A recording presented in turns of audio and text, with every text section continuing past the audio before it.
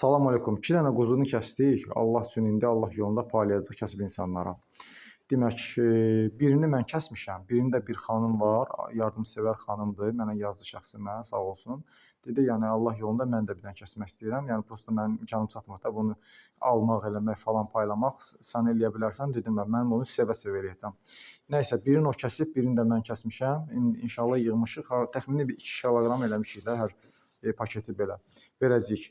Onu da qeyd edeyim ki, biz Xatun xanımla qrup açmışıq. Sağlam həyat tərzi qrupu. 30 manat bir dəfə ödəniş edirsiniz, ora qoşulursunuz. Oradan yığılan pulla mən baxın belə yığıldıqca pul yığılıb mütəmadi olaraq yığıldıqca qurbanı kəsib insanlara verəcəm. Bizim məqsədimiz budur ki, həm qrupa qoşulan insan sağlam həyat tərzindən öyrənir, öz ailəsinə fayda verir, həm də ki, oradan yığılan pulla kasıb insanlara verəcək Allahın izni ilə. Bax belə, vaxt var idi, zaman var idi ki, mən özüm ət yeyə bilmirdim. Gözləyirdim ki, görüm hansı insanlar qurbanlıq kəsəcək, mənə də gətirib verəcək, yeyəcəm də. Mən onu gözləyirdim. Mən indi bilirəm ki, o insanlar var, kasıb insanlar var. Ona görə də Allah üçün bunu kəsəcəm hər zaman.